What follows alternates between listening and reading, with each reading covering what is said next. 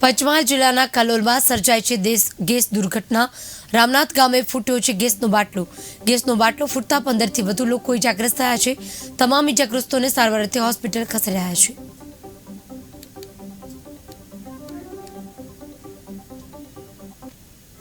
रामनाथ गामे आज रावलफेड़िया में एक मकान में गैसनो सिलिंडर ब्लास्ट थयो छे, जेमां नाना भूलकाओथी लईने महिलाओथी लईने उंमरवाळा पुरुषोथी लई अने घणा बधा 19 जण जेटला नाना छोकराओ साथे 19 जण जेटला दाज्या छे।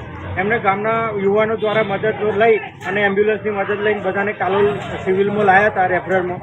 पण रेफरल खाते लाया पछी घटना एवी बनी के रेफरल खाते अंदर दाझेला पर जे मारवानी मलम आवे, जे ट्यूब आवे ए ट्यूब ज अवेलेबल नहीं, जेना कारणे अमे बजारमांथी वेचाती लाई बधा भेगा करी वेचाती लाई अने ट्यूब मलम तो मारी छे, परंतु ते छतांय अमे बीजुं बधुं जोयुं। पंखानी सुविधा नहीं, पंखा चालू नहीं, पेशंटो गर्मीमां हैरान थता हता अने एना कारणे 19 जनने बधाने અહીંથી ગોધરા રિફર કરવી પડે એવી પરિસ્થિતિ ઊભી થઈ છે।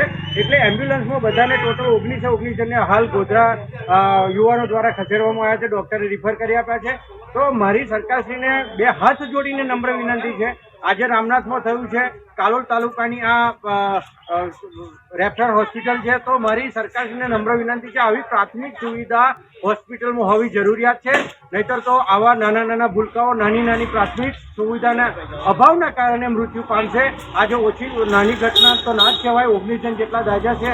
તો સરકારશ્રીને મારી નમ્ર વિનંતી છે કે આવા પ્રાથમિક આવા આરોગ્ય કેન્દ્રમાં કલર એકલો મરાવો જરૂરી નથી, એમાં ડૉક્ટર હોવા જરૂરી છે અને ડૉક્ટરની સાથે સાથે એમાં જે કંઈ રોગ હોય એની દવાઓ અને ઇલાજ કરવા માટે દવાઓ પણ હોવી જરૂરી છે। માટે બે હાથ જોડીને સરકારને નમ્ર વિનંતી છે કે આવું બીજી વાર ના થાય। દરેક આરોગ્ય કેન્દ્રમાં જરૂર પૂરતો દવાનો જથ્થો હોય એવી મારી સરકારશ્રીને નમ્ર વિનંતી।